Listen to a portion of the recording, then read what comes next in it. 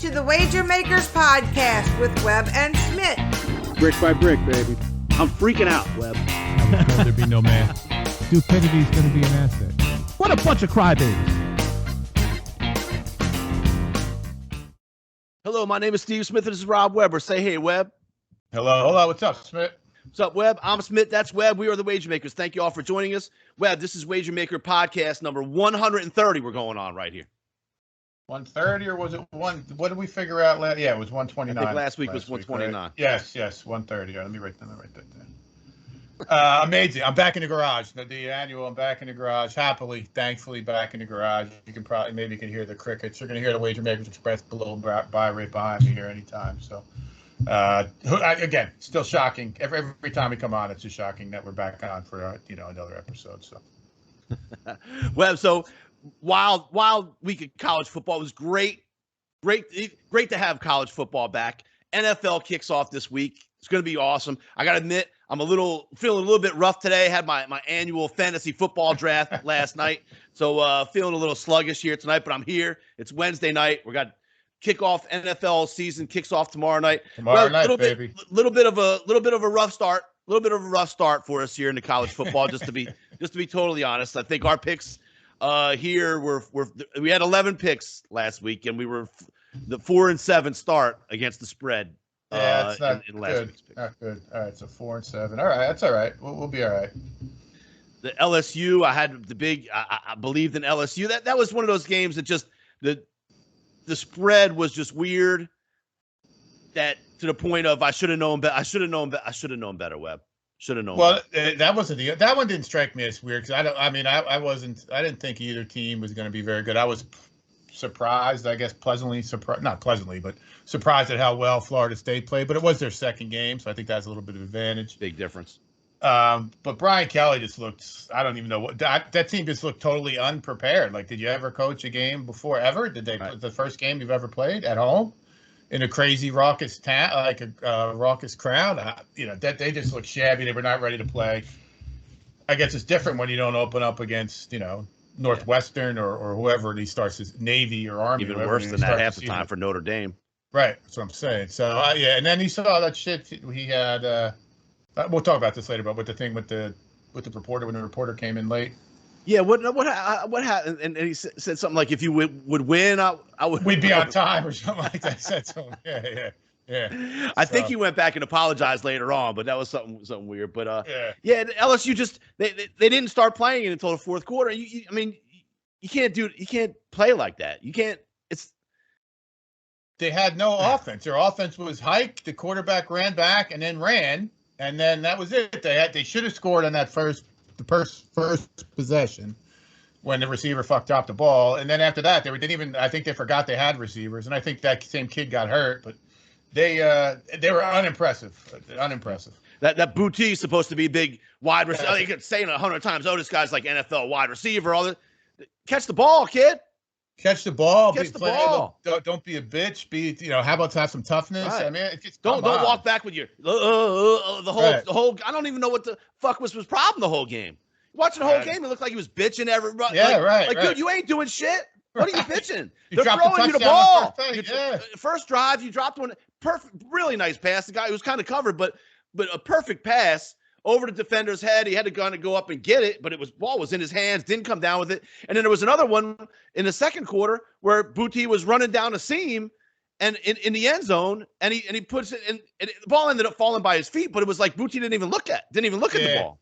I don't know if I saw. Yeah, the first one was. He said that would have been something like, "Here we go," and that would have changed the whole game. It's crazy. Jump up 7-0 right off the jump, and all of a sudden the pressure's on Florida State a little bit at that point, not to dictate or whatever.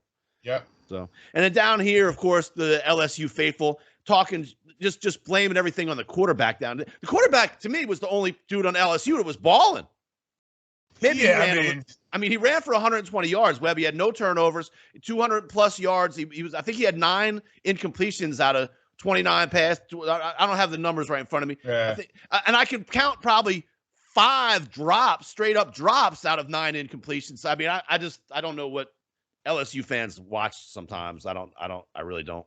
Don't know. Well, they're not. They're used to a big kind of an NFL style. I mean, the offense. There was no offense, and I guess they're kind of blaming it for the majority of that game. After the first drive, I didn't. They weren't even. There was no plays. They didn't do anything. Well, the Saints never got off the field. Like this, I think the entire second and third quarter, the Saints defense was just on. I mean, the LSU defense was just on the field.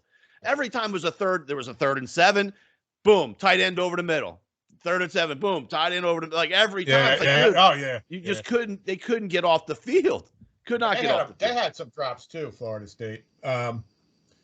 And I mean, the kid looked good on the last drive. I mean, he did his job. Getting that in the end zone there was big, and that was a polished play on that. But I mean, I certainly wasn't impressed with him. I'm not going to blame him, but he was. It's time we got ways to see. I'm just saying. So some down here like laying on. To me, he didn't have the offensive line didn't play well. What are they going to do? What are they going to do against an SEC defensive line? Right. I get it. Florida State's got a few guys, but Florida State is not Florida State. Bobby Bowden, Florida State. It's a rebuilding Florida State team, and I mean there is plenty of getting better. They're improving, but they're not SEC caliber by a long shot. Not a top 25 team. Every other team in the SEC won this week except for LSU. Well, neither team looked like a top 25 team. There's plenty of other people you could blame. There's a long list, and that kid is on Another kid drops 2 punts. Whoever's blocking for the kicker, maybe. Yeah. 2 block kicks. Yeah. So there's plenty of blame to go around, and that kid wouldn't have been on the quarterback. Wouldn't have been on my short list for sure. Right. So here we go, everybody. It's do or die now for the NFL Survivor. Get your picks in. Got like 30 some entries or something. Get your picks in for the NFL Survivor. You can put them in for Game Time Sunday, but don't wait. Get in, get it. You got the game Thursday night. Get your shit in. Congratulations. So in the our college pick'em had some good stuff go on. We had a couple guys had great weeks. Webb, you were 5-5, and I was 4-6. Tough, rough week, but you're not gonna lose the season on a 4-6 or 5-5 week. No. But hats off to Freddie Birdwell, posted a 9-1 in week 1. Yeah, that's nice. Very solid. That gets him highly up on there right from the jump. Yeah.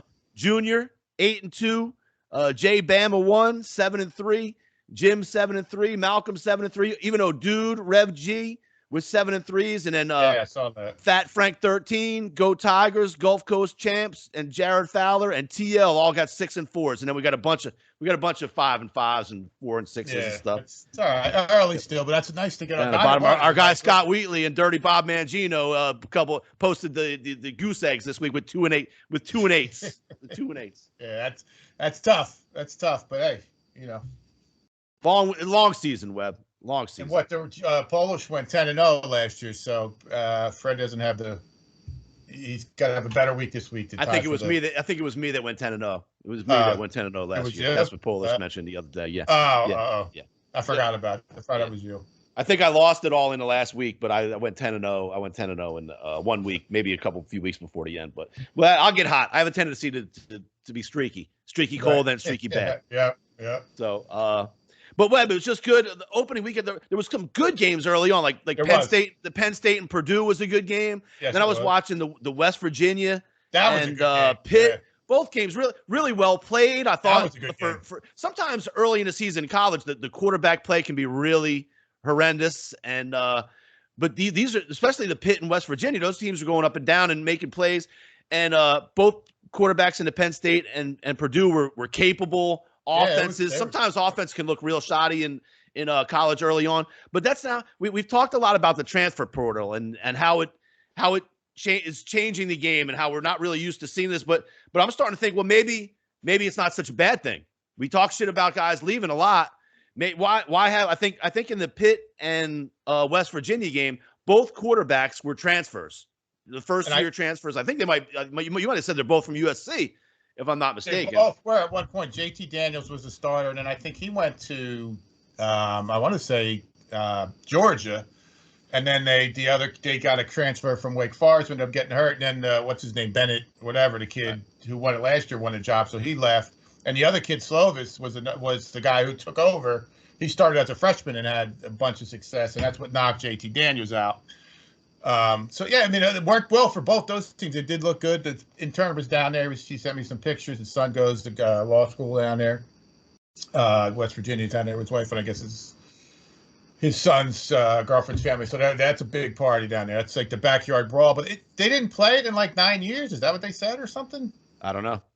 Maybe the conference switched up or something like that. Oh, Them not to play or something, but yeah, who knows? But anyway, I just thought like we've been talking about about some transfer portal, talking shit a lot about a lot of guys that leave their teams and whatever, and how it's kind of shitty. But maybe if it means two dudes that are legit, right, quality number one type quarterbacks, why should they be sitting on a bench somewhere else if they can go to? I mean, a team like West Virginia or Pitt, a legit quarterback can change their whole life around. 100%. I mean, those are, they're a quarterback away or whatever you want to say from listen, they're not going to be from respectability. Let's not get carried away, but from respectability. Right. Absolutely. Having a worthwhile season for sure. Competing for, they could both probably compete for a conference championship. Yep. And we'll see how real that is because Pitt plays Tennessee this week. So it's going to be a kind of an interesting matchup, and we'll see how it works out. So I'm kind of sitting here going, oh man, it's really cool with the transfers and all that shit. And then sure enough, later on in the week, our buddy Bo Nix, who we've been behind kind of Bo Nix for years because we were kind of fans of his dad's at Auburn, and then we were fans of his for all 15 years he was at Auburn playing, and then he still exactly. So then he goes to Oregon, and he was a starter and just got absolutely ripped up by Georgia. Awful. Yeah. And the numbers, almost exactly like the numbers that it would have been for him had he been on another 21 of 37 for 173. So an average of 4.7 yards a pass, 0 touchdowns, and 2 interceptions. Yeah, it's the same stat line as at Auburn.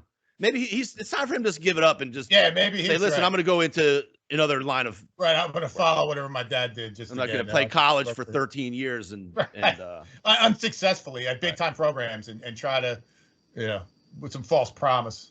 Right. So, but I would say we're all a little bit in preseason mode. But like I said, we went 4-7. We're trying to get an idea of what teams are good, what teams are bad. But even like the Wives web, I found a little bit in preseason mode.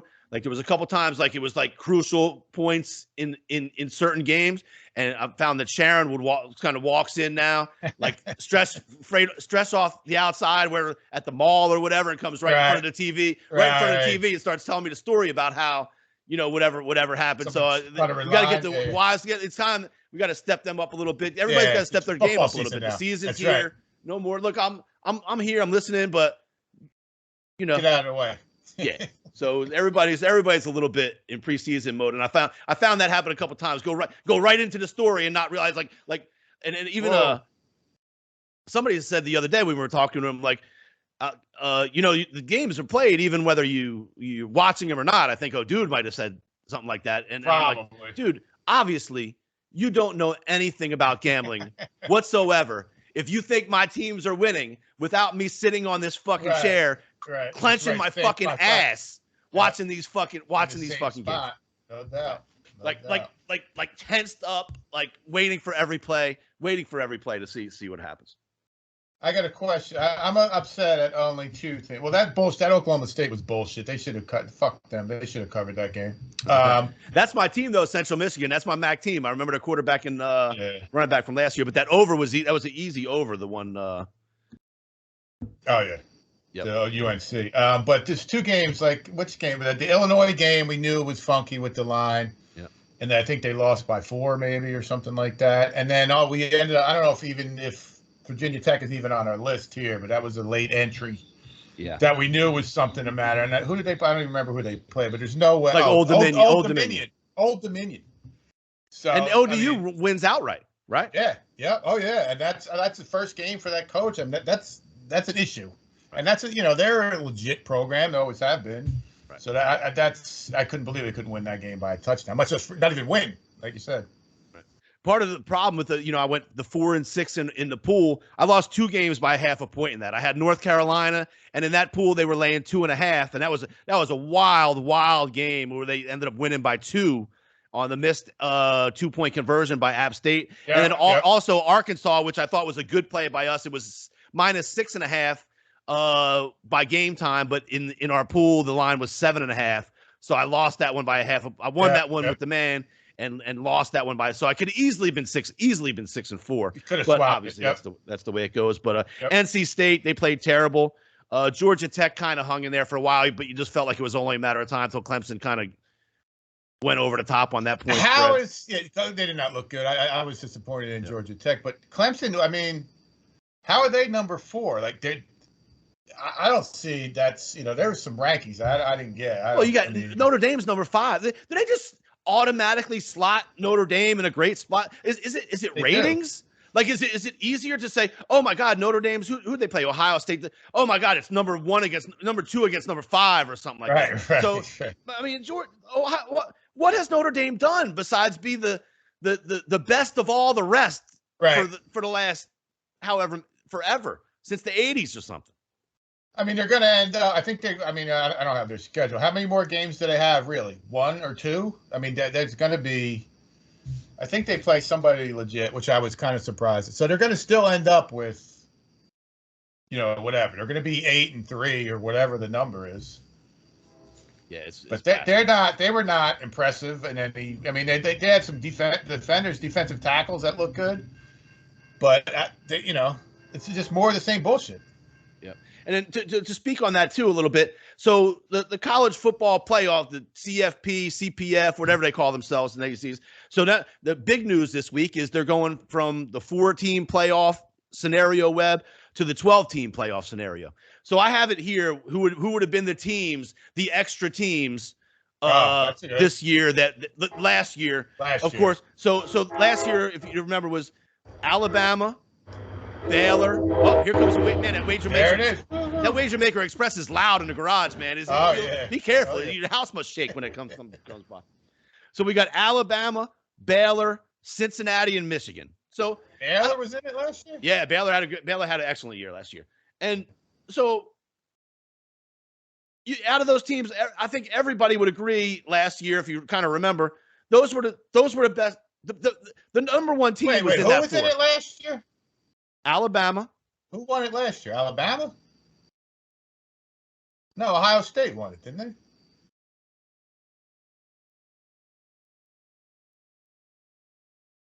Who was the national champion? Did Alabama? Ohio State. Or maybe Alabama won. Georgia won. Georgia won. Georgia won.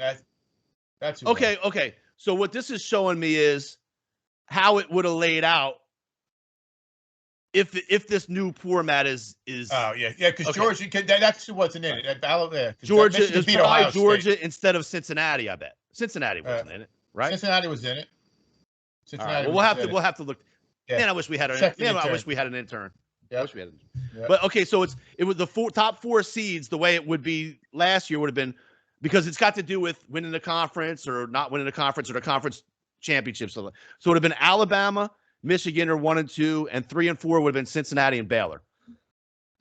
And then the other teams would have been Ole Miss, Oklahoma State, which those were 8 and 9 seeds. Yeah, which who in their right mind would think that? And then the other ones besides Georgia are Pitt, Notre Dame, Utah, Ohio State would have been the 7th seed, and Michigan State. Like, how many?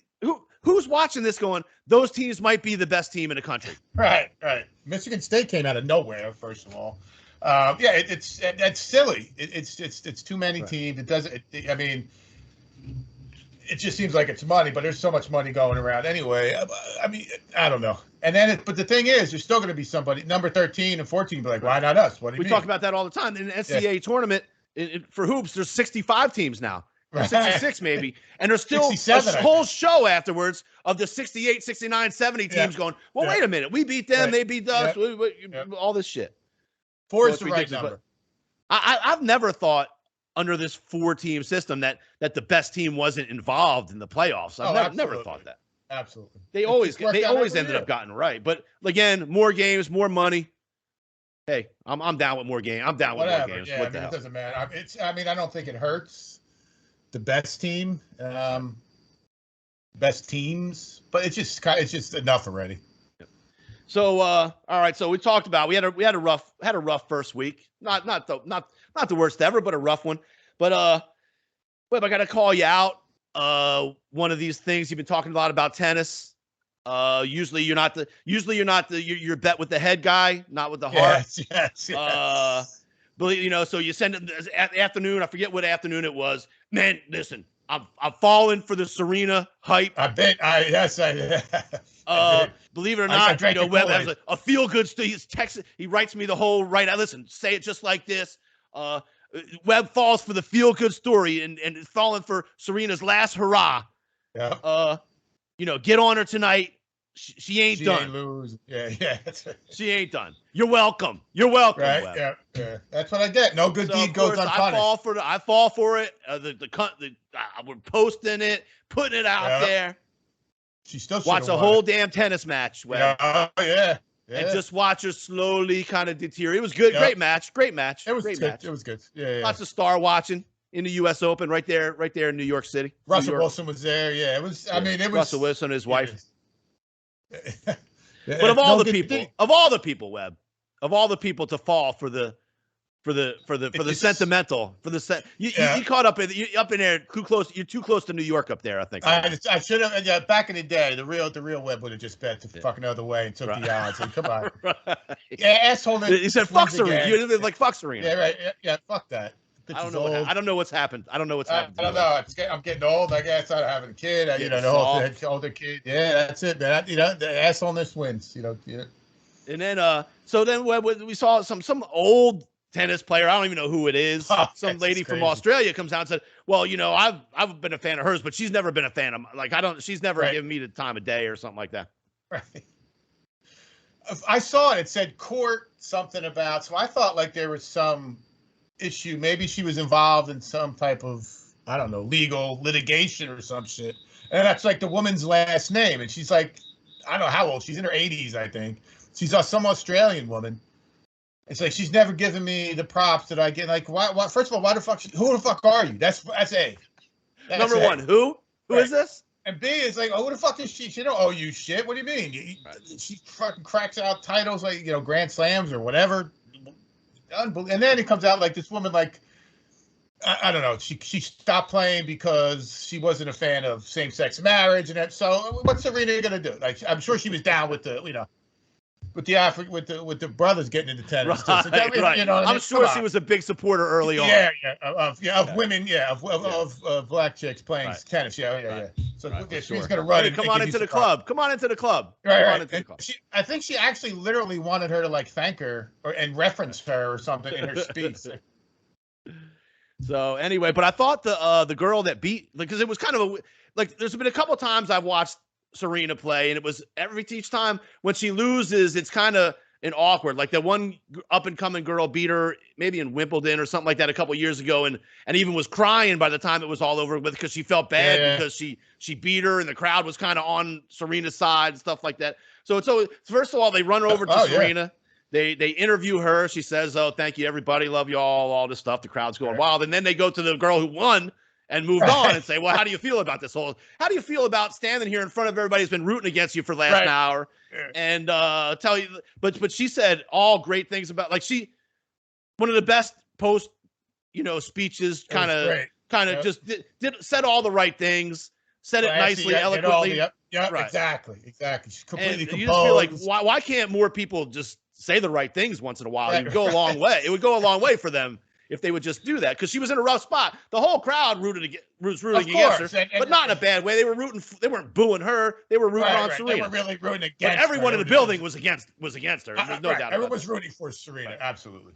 And she ends up taking her out, and everybody's crying because it's and then so they come to her, and I don't have the exact quotes and everything, but she just said all the right things, said out how much she admires Serena, all this stuff. It's an honor, I think the first thing she said was, "Well, I didn't expect to be standing here talking about beating her or something like that, or she said, how did you put up with all the crowd noise and everybody rooting?" I was like, "Well, I came here expecting to lose." Right. And then the rest was no big deal after, then the rest was no big deal after that. And then she went on and said great things about, it was just a good, classy post conference in a thing, tough like spot. right there in the thing. It was in a situation where a lot of times people fuck that shit up. That's all I'm saying. I got a little bit of redemption for myself here on this whole thing. I whacked the shit out of Jabbar when he's against this girl, so I did win all the money back. So I bet against the girl that beat Serena, and she did lose. So, but we didn't put that out there and say you're welcome. That's the problem. Well, I'm glad for you. I'm glad for you. You didn't even tell me. A little bit. You didn't even tell me. A little vindicated. Yeah, it one of those. It caught me at the same time. Like, oh, I'm not. It was like in the afternoon. I'm like, oh, I'm not doing it again on this one. I'm just gonna put it in here and see what happens. All right. So the worst news of the week, though, Webb. The worst news of the week is well, congratulations to you after week 1. You're over. Oh yes. In the North Carolina apps. I'm telling you, North Carolina over every day is going to be great. I think they scored in the fourth quarter. They're probably going to be. Their totals are probably going to be in the 80s now from now on. 65 this week. Is North Carolina playing this week? Yeah, they're playing on the road somewhere. All right. So, but congratulations. So you got $100 for the Jimmy Porter deal as you, and mine was the LSU. So I lost $100 for whether the Wounded Warriors or Habitat for Humanity. So yes, we're gonna try and get that back. Yes. App State plays somebody good. Texas A&M. I see Carolina's at 64. I looked it up, so I was just going to bet it just on principle, the total. Yeah. But I didn't yet. They're at 65. I know that. They scored 62 points in the fourth quarter. Yep. That's I don't. I mean that's. I want to say it was one of the most ever in the fourth quarter of the game. There's a time. It's not like they were just played until they got tired. Like there's time. There's like it's only 15 minutes. Right. Well, there was a score, and then there was one of those onside kicks that the guy catches it and runs for a touchdown. So it's some of that going on, all kinds of crazy shit. They're playing at Georgia State this week. All right. Well, maybe their defense can do a little bit against them, but I don't think so. All right. Well, then let's. How about we get into some picks? How about that? Let's do it. We'll talk college first, and then we'll get right into the NFL because, man. Well, we're actually in a year in the NFL when teams are going into the first week of the season and starting Joe Flacco and Geno Smith.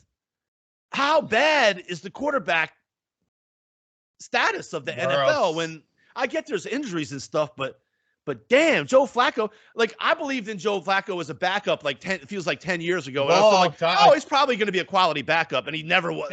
Anytime he got in the game since then, he hasn't done anything. It's even been like, he's probably just retired. Geno Smith is horrible. I don't even understand. Like, he's a dude that got his jaw broken in the locker room from one of his offensive linemen. Like, that's how big of you can't even have, how bad do you piss off an lineman that he punches your quarterback and busts his jaw? It just shows, like, Joe Flacco's one of those guys, like, you didn't even know, he's still in the league? Like, this dude is still. Right. That's why there's a couple I was kid Brad Bohannon about one of his best guys is Chase Daniel, and I still be watching a game in preseason. There's Chase Daniel. He held the clipboard for the Saints for it feels like 15 years, and he's still now he's Herbert's backup over there in San Diego. And he was with the Lions. He at one point he signed a contract to be like a starter type contract for Kansas City. And that's when they brought Alex, and then a week later they bring in Alex Smith, and so he's just right back there standing there holding the clipboard and stuff. So with a nice payday. Good for him. He makes several $1 million a year, and he's going to be the healthiest post NFL player to ever live. Just run the scout team, no doubt. He's the champ. Yep. So, all right, we'll get into college, Webb. There's a couple games Friday night. First of all, where's the MAC? It was Tuesday night. It was Wednesday night. That was crazy. That's it. I mean, they got during COVID. That was the shit. The MAC conference Tuesday, Wednesday. Maybe they have to wait till they get into the conference schedule to start that. I would hope next week, but yeah, because now it's Ball State. No, Central Michigan's playing South Alabama. No, still not there yet. Nope. Yep. All right, so Louisville, UCF. Webb. I was looking at this. Louisville got lost against not very good team last week. Syracuse. They got rolled 31-7. And to me, UCF is the kind of team that just kind of keeps reloading at this point a little bit. Like they're going to be good all the time now. Good enough all the time now. They're laying 5.5. I was kind of liking UCF in this one. These are one of those teams that are just salivating that there's going to be 12 12 Right. people in this playoffs. Not that they're going to win, but it's just going to be You're gonna more get a big fun. payday. Right, absolutely. So yeah, and matter of fact, this is one of my Jimmy Porter picks. I'm going $50 on Funny. UCF minus the 5, and I'm buying the half point down to that 5.5 down to 5 minus 120. So that's one of my Jimmy Porter picks. Cool. That's funny. I was did going not to do do that. that I'm going to do that for Jimmy Porter too, especially because it kicks off the week Friday night too. So that's There you go. And I got another Jimmy Porter, but we could talk about that. Well, we'll get that when we go. Yeah. The other game Friday night's Boise State and New Mexico. I watched that Boise State and Oregon State. The quarterback they have is super athletic. He just took him a long time to kind of get his feet under him against Oregon State. New Mexico beat somebody kind of shitty last week. I'm not sure. I don't like this game. I like UCF. I'm probably stay away from this one. Boise State on the road -7. That's fair enough. Yeah, I mean I got no problem doing that. I was going to suggest, but New Mexico, didn't we bet against them, or was that New Mexico State? I think that was New Mexico State. We bet against the other day. No problem. That's easy punt. That's fine. It's a good game. It'll be fine. All right, moving. What do you like on? Let's just go right in Saturday. Just tell me what games you like, and we can discuss. All right, I got a couple written down here. Where did I write them?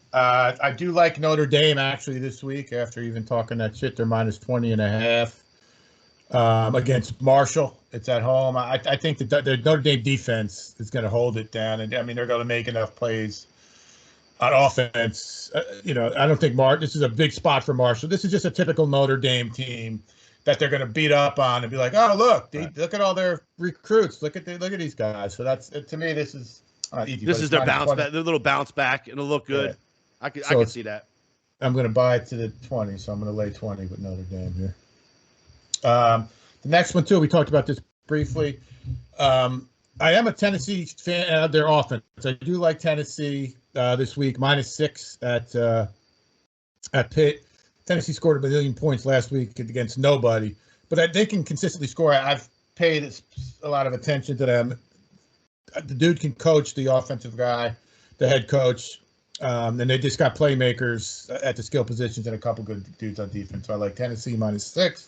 Right. Pitt showed that Pitt showed that they really can't stop. If they can't stop West Virginia, they're probably not going to be able to stop Tennessee. And Tennessee is going to have a much better defense, regardless, than West Virginia had that they played against last week. Yeah. And I'm not going to say Tennessee is back to like the Phil Fulmer days, but they're legitimate. Getting better. They're getting better. And they're pumping out pros, and they got that pro style offense. So they can just basically outshoot Pitt by 6 points is my thought process there. I'm going to go against one of our tenants here, Smith. I like Memphis against Navy. Navy looked Memphis a little shoddy last. I don't think Navy is quite the Navy. 5 years ago or something like that. Man, we rolled on. Navy would roll over people. I think they lost some of that mojo a little bit. They only scored 7 points last week against Delaware. Webb. That's a little bit shocking. Memphis got rolled by Mississippi State. But I think Mississippi State might be better than people think they are. And it took them a little while to get going. Like they were down way big early. And then finally, Memphis kind of got at least some things going where maybe they can roll that into this week. I think that's probably a good pick. It's just kind of a similar thing. And I just think they got some athletes. They always, typically, not always, they used to be able to score points even as last year or the year before even. Navy, our affection for the armed forces is there, but Navy just looked bad. Like that's just And those teams, they're hard to watch. Like that's going to be 3 and out, and it's so kind of the right. If they're against a team like Memphis that's kind of up tempo or something, and they get down by 2 touchdowns, forget it. Right, forget it. And I only have one more here, and it's Scott Wheatley shouted this out early. This is one of his big picks, but I do like Baylor getting points against BYU. +3. Yep. So I did and I like the fact that I at least have one dog on here. So those are the only 4 really that stuck out for me. And that does give me a pretty good run throughout the day. All right, I got a couple to add to that. I think Webb, I'm just going to bet Alabama until they prove me wrong. I know Texas. This is going to be the biggest game in Texas for the last 15 fucking years in the University of Texas. Agree. But Alabama is used to walking into buildings. That their quarterback, Alabama's quarterback, is unfucking believable. This is yeah. I just think 3 touchdowns should be. I think Alabama wins by 3 touchdowns in this game. I don't see how they don't. I can't argue with that. Not only that, this is almost an angry. This is like a slighted Alabama team. Right. You know what I mean? Like, and I think Texas, they're even getting some of this, like, oh, Texas, you know, is ready for you kind of shit. Right. Yeah, Texas is on the come. Yeah, fuck that. I agree. I get 20 here. And I think they played Utah State last week, who's kind of a good warm up team to have. They're not such a patty cake, and I mean they made and Utah State already had 1 game under their belt, and man, they made Utah State look like. Well, that was the thing. I mean, that wasn't like the first time out for Utah State. Right. That was prepped, and I mean, their quality. We talked about it last week. You know, their quality. You know, they're a decent team. And that was that's a better warm up than a lot of these other teams. So, all right. Also, looking at Iowa State, Webb. Iowa last week, Webb. They scored 7 points against South Dakota State, and 2 of them were it was a field goal. And 2 safeties was how they got the 7. I saw that. That was crazy. And this Iowa, Scott Wheatley will say, Iowa's the kind of team that screws you over no matter what, whether you're on them or against them. But I'm going with Iowa State in this on the road, getting a few points, hyped up, you know, rivalry type game. I'll take the 3.5 in that one. I've been on the Iowa State bandwagon the past couple of years, and I'm sure no one remembers. And they pretty much fucked me. But yeah, I don't care. I'll take the 3 points. I do. They do have some good players too. They pump out some pros these days. Iowa seems to be just the usual Iowa team that they kind of jog out there. And last week's performance was not pretty. South Dakota State. That's where Lance. I think Wentz went there. So did Lance. Trey Lance. But no problem. Let's take it. Cool. And then. Last one, I'm looking for West Virginia to bounce back. I'm trying to see. Yeah, I looked at this one too. It's Kansas, 13.5. Yeah, they're laying points. Kansas won last week, so people are under the impression maybe they're getting better or something. Until I see it, I'll believe it. West Virginia looked legit last week. You know, they have a capable offense, capable quarterback. Kansas is not going to go to West Virginia and put up a bunch of a fight, I don't believe. No, it's going to be a get-right game, I think, kind of for West Virginia. I agree with you. They looked pretty good last week. They're heartbreaking after that kid, that kid catches the ball. West Virginia probably wins the game. Yep. I was talking to Nick, and he thought maybe they should have went for it there on that 4th down, which was fine, but had that kid caught the ball, and he was having a great day, number 0, I think it was. Had that kid catch the ball, they're going to win the game. So the 4th down thing would have been moot. Let's take with WVU. All right, so that gives our picks for college: UCF, Notre Dame, Tennessee, Memphis, Baylor, Bama, Iowa State, and West Virginia. 7. We'll get to the Jimmy Porter picks after we do the pros, but there's some other big. Oh wait, yeah, Tennessee, you got that. Some other good games. And it was a good game this week. Florida, Webb, against Utah. Yes, that was a really good game. That was. I'll tell you what. Of our picks last week, Webb, that to me was our best, like, smart, professional gambler type pick. Yep. You got Utah going into the swamp, laying points to Florida. I know Utah is early on, ranked real high. Florida's been a little down the last couple of years, but we took the points at home. That's a smart play. That was a smart play. Agreed. I do like. Let me see. Who are they playing now again? 6. They're laying 6 to. Well, I like Kentucky in general, so I'm staying away from that one. I'm just saying that's going to be a good game. That's going to be a smash mouth ass game this week. I think that's a savvy play too, just staying away and seeing what Florida's really about. I mean, everyone's all over that kid Anthony Richardson because of the pump fake or whatever on the 2-point. He's always been athletic. They're talking about him. That was a crazy pump fake, spin around, crazy shit he did. Yeah. Well, that's a highlight play. That doesn't mean, So I agree. Yep. Staying off, that's good. Another one I was looking at. USC's laying 8, going up to Stanford, 8.5 going up to Stanford. So I did look at that one as well. I was real close to pulling the trigger on that one. Yep, I got that written down as like a one to talk about here. That and even Oklahoma State minus 11.5 over Arizona State too. But I think so. Right now we got UCF, Notre Dame, Tennessee, Memphis, Baylor, Bama, Iowa State, and West Virginia. That's 8 games. Sounds good to me. All right. So now let's move right on. We got the kickoff NFL Thursday night, Webb. Tomorrow night. Only thankful that Cowboys are not playing. That's the one thing I'm thankful for.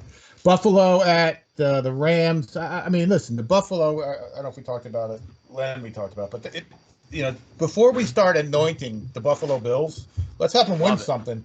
Yep. And stop fucking whining about shit, right? I mean, come on, enough. It's so funny. I thought you were going to come out here and say the Bills, and I was thinking, no, it's at the Rams.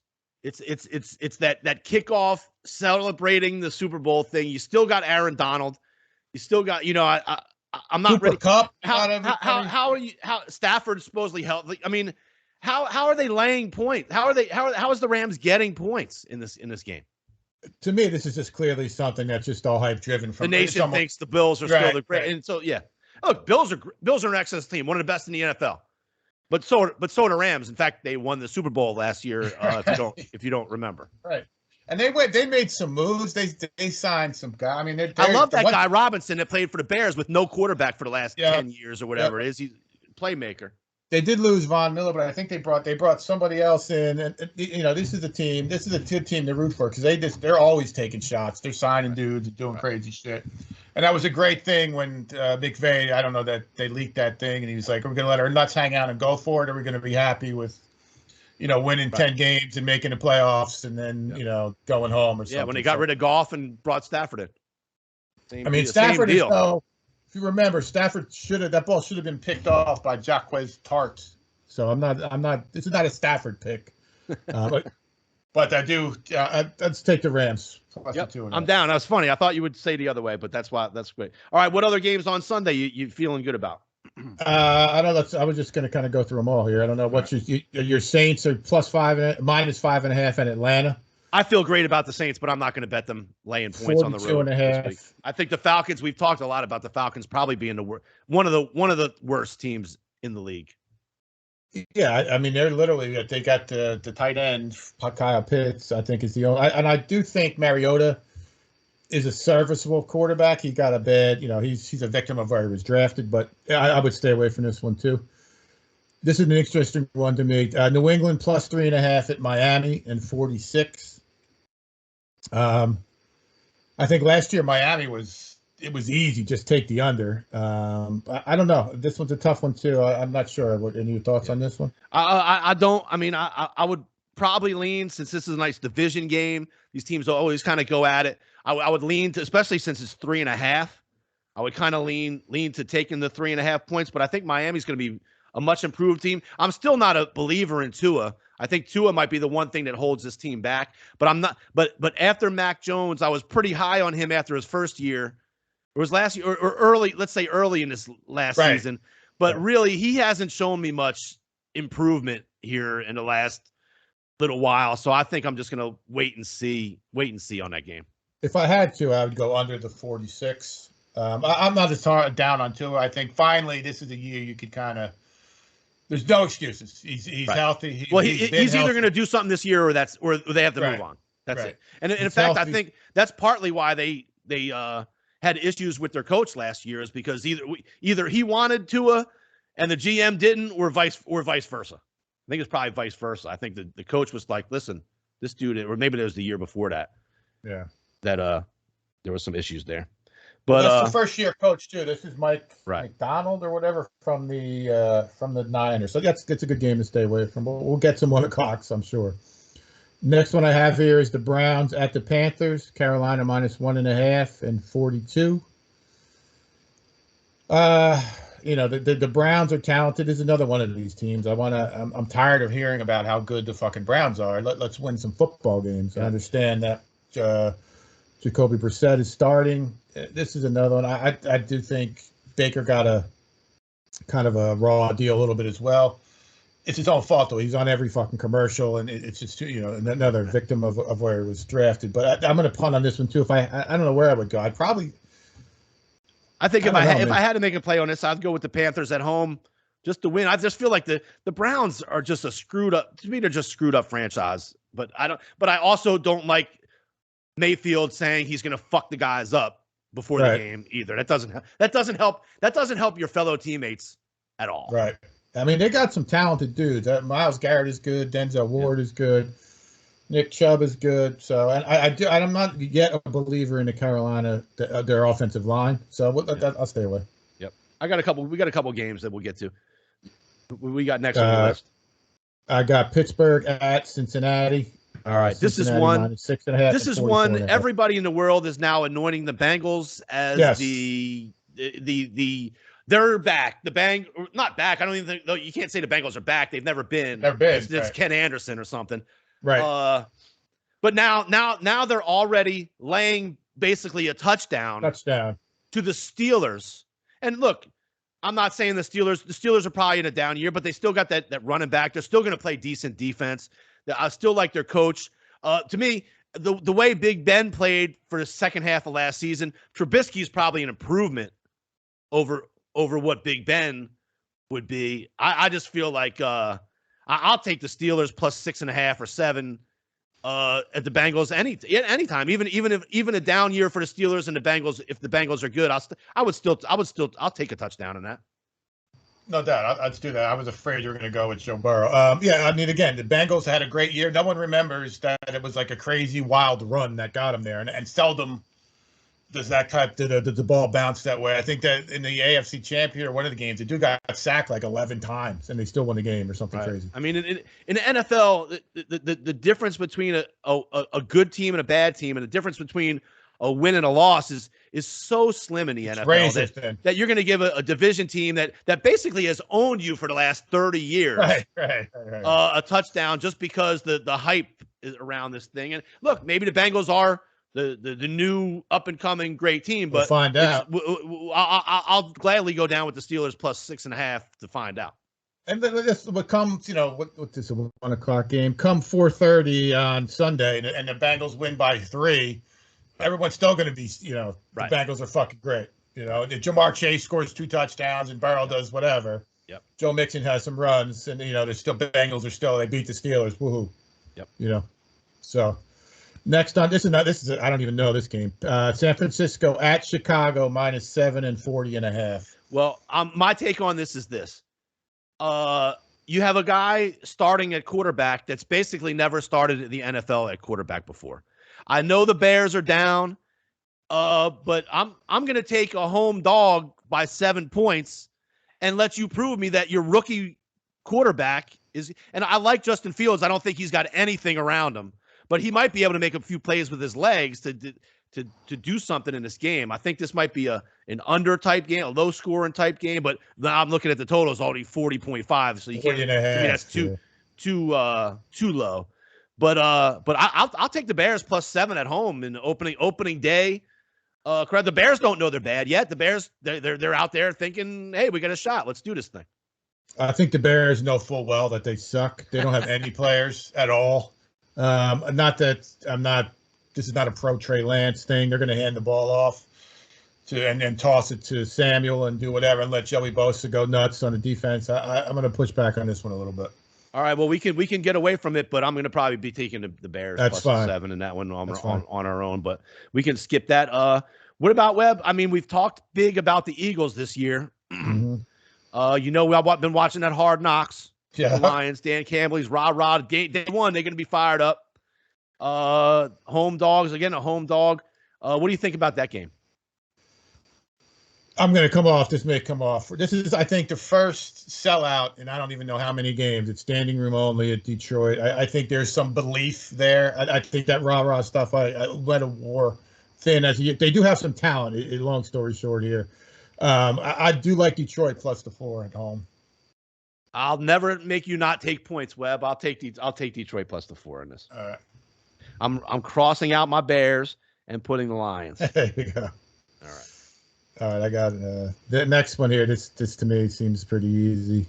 The Colts at the Texans -7 and 45.5. There's no way the Texans. I defy you to tell me someone who's on the Texans aside from Davis Mills. I don't even know who Davis Mills is. I know he's a quarterback. I know he's a quarterback, but I couldn't tell you much about him. I couldn't tell you much about him other than that's one of those guys they probably plugged in there when they were just frantic to find some help or something. He was like a 3rd-round pick. I believe he went to Stanford. And they still have Larry Tunsil, who they traded the world for to the Dolphins. It's not. I mean, the Colts they got linemen on both sides. They got linebackers. They got corners. They got receivers. I think the Colts are a legitimate AFC kind of contender this year, at least for their division. Certainly for their division. I don't know if they're going to be able to stand up against some of those teams in the AFC West, but their Colts are a solid team. They don't seem to beat themselves. They play good D. They run the ball. Jonathan Taylor's a great, excellent running back. We'll see what the Matt Ryan years look like, but he's probably not gonna hurt them. Right, he's not going to lose this game, and he's not going to be asked to go out there and win it. Like I said, they got Jonathan Taylor, they got a tight end, they got a couple of good, younger receivers, and their defense is real good. They do have a solid offensive line. I just don't see, I'm taking I like the Colts -7. I'm down with that. Cool. That is my survivor pick. In our pool as cool. well. I'm thinking about Tennessee for myself for the survivor, but nothing wrong with the Colts. Anyway, a game I do like early, Webb. I'm giving our guy Carson Wentz one last chance, to prove it to me that he can be something. I think he's in a good spot here. He's another year down the line. People aren't really expecting a lot out of him now. Maybe a little bit of pressure's off. The Commanders have some good guys around them, some good running backs. They have McLaurin at wide receiver. They have a good defensive front. The Jaguars, I think, will be improved now that Urban Meyer fiasco is over with, but I don't think they're ready to go on the road and win a game in Washington. I like the Commanders to win this one. It's one of my better, my more positive picks about this one. Yeah, I'm not. I think Carson Wentz blows, but that's fine. I mean, I don't know that. I'm rooting for Jacksonville just because they sucked for so long, and I hate the fucking Redskins. But I hear what you're saying. But Chase Young is out still. He's not playing for the first 4 games at least. That seems to be a unfortunate situation for him because he was good. But yeah, I do like McLaurin's good. One of the running backs might be hurt. They had one of the running backs was like a rookie running back, and he got carjacked and shot in Washington D.C. or something. Yeah, that's all right. That's good. 1, 2, 3. Okay, move on. All right, what about your Ravens and your Jets, Webb? You love both of those teams so much. I know. Oh God, I don't even have a line here on this. I don't think. I'm showing Baltimore -7. I think the Jets announced that Flacco would be playing, and I think there's still issues with Lamar Jackson in his contract or when he's going to sign, if he's going to sign an extension. I don't know. Yes, I don't know that he's going to be quarterback in it. Yeah, I mean, obviously he's going to play. I mean, the Jets are improved. They do have some talent and stuff like that, but I don't see. I'm staying away from that one, but yeah, good. Me too. But we're either going to Ravens or nobody is what. Right.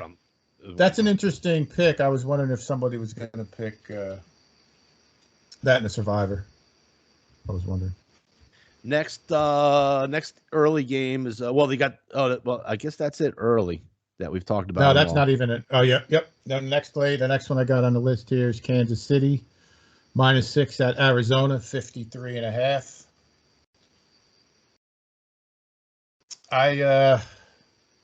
Again, I don't know. The Cardinals, they start off real good every time. I can't believe they gave the dude that much money. I don't see that. I'm still not sold on the whole experiment with him and coach. Still Kansas City. I'm thinking, 6 on the road is tough. I'm thinking maybe over to 53.5, but I don't know. We could kind of wait and see. Actually, I wrote down over in this game. I'm leaning. Cool. I'm leaning towards taking the Cardinals +6 at home. But I wrote down over for the Cards and Sheets. I got another over too. I think the Raiders and Chargers are just going to score 1 million points. That's my take on that game.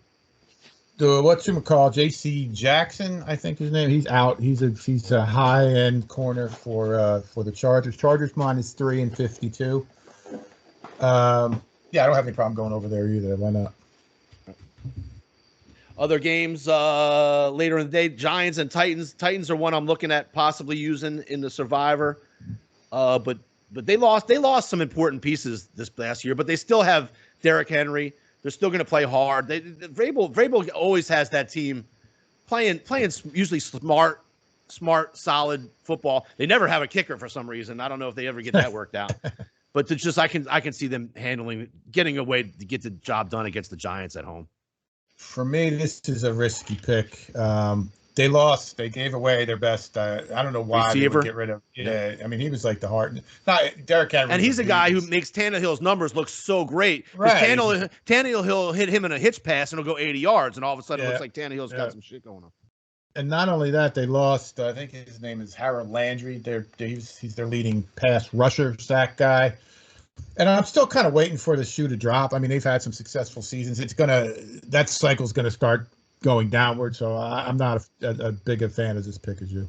Okay. Well, I don't love it. So we'll move. I certainly don't love it with the point spread and shit. So we're moving on. Right. A big game in the NFC North, the Packers and Vikings. Webb. Where did I have that? Yep, Green Bay at Minnesota. It's a tough one. I mean, Aaron Rodgers is the best player on the field. He's got no receivers. I'm not sure what's going on with his offense. Kirk Cousins is Kirk Cousins. They do have some talent. Is Cook playing, right? I think the running back. Did he get injured? He's always. I don't know. It seems like he's Darwin Cook. And then, but Justin Jefferson's real good. I'm going to kind of punt on this. We got 2 other 4 o'clock games. 47 is the total. I would know. I'm going to stay away. Green Bay -1.5. I don't know. That's tough. Right. And that's going to bring us That gets us to the night game, Webb. Sunday night. Cowboys lost their left tackle. The Buccaneers got a bunch of problems on their offensive line as well, but they do have Brady. I'm going to go under 51 on this game. Would be my pick on this game. Cowboys are not going to score. Their defense is going to be good. But their offensive line sucks. They only have 1 receiver at this point, CD Lamb. Michael Gallup still hurt. Tampa Bay, they lost 2 centers, so they're down to a 3rd center, and I think a guard might have retired. So there's a lot of problems on their offensive line. So that's where I would lean towards this. I don't know. It's funny too. That's like, is Brady ever going to not win these games? But I think they got a good defense as well. So. Right. Big talk about the trouble in paradise up there with Tom Brady and Giselle. I think Giselle, yes. Part of the reason why he took those 2 weeks off. I think he was home. Wife was not happy. Wife is not happy that he's back in football. I believe from the sounds. Yeah, that's what the rumor is. Yeah, I don't care about that. He could do, like I said, dude could do whatever he wants. Right. I just think trouble in his face is always one of those things that gets to him. And with the center and guard being, I think he lost a couple of centers or something. Yeah, they're on their 3rd center, and I think the guard might have retired or something happened.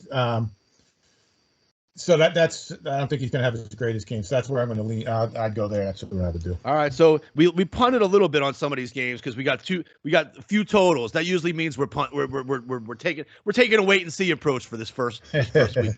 All right. Good. That takes us to Monday night. Broncos go to the Seahawks. Webb.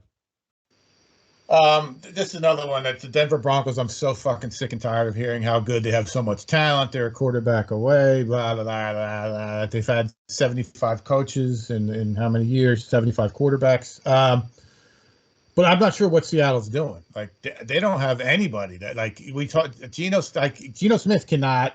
I know you're not a fan of Russell Wilson, but so you got rid of Russell Wilson and your plan is to go with Geno Smith.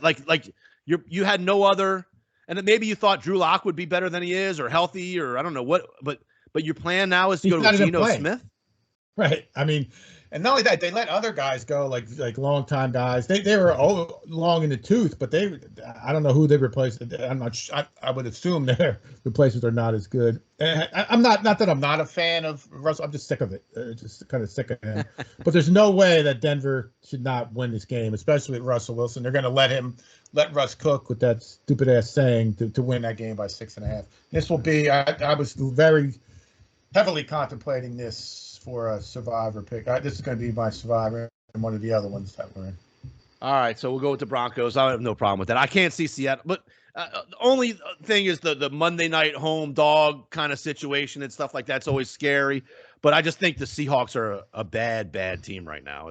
They're going to be one of the worst teams, if not the worst team. All right, so here's what we have for the NFL. We have the Rams Thursday night, Webb. We have the Colts and Lions and Steelers and Commanders.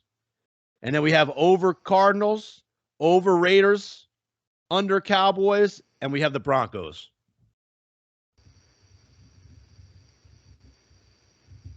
Yep. I believe that's 9. That's 9. That's a lot. That's good. All right. That's good. All right. Well, everybody, get your picks in for Survivor. Get your college picks please. in. Congratulations to. Wait. We didn't do the Jimmy Porter picks. All right. Shoot. What's your Jimmy Porter picks? I got UFC. We talked about -5, -120, and I'm going to go with the UTSA Roadrunners -2 on the bye at Army. Again, I'm going against our Armed Forces. Army's. They don't have that little midget dude that was the quarterback last year, but I think they threw the ball 7 times.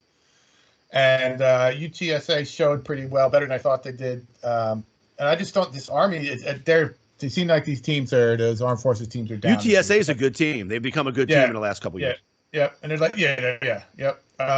So that's -2. So I'm taking $50 each on each of those, 5.5 points. So UCF -5, -120, UTSA at -2, -120. Okay, in my games, I got 3 games this week, Webb, but we're gonna go 50. We're gonna go 50 each. Yep. I like Baylor. I like UCF, and I like the Washington football team Commanders, whatever. Baylor +3. UCF, you want UCF -5.5. Yep. And then what do we say the Commanders were -2? Maybe -2.5. Yeah, that's what the numbers are on the site. For 50 each on those ones. Yep. Okay. All right. All right, I got to get back. I got to get some of this money back. I can't be taking money out the Wounded Warriors' mouths. Yeah, that's right. But anyway, get your picks in, all that stuff. Thank you, MN3 Technologies, Wilbur Investigations, Buffalo Grill, Little Rock, Arkansas. Devin's about to tell you what to do, and make sure you do it with the YouTube and all that. And everybody, thanks for joining us. Webb, take us out. Brick by brick, baby. Thanks, everybody, for listening. Get those picks in. Don't fade us. We're going to be coming back strong on this college football. You're welcome.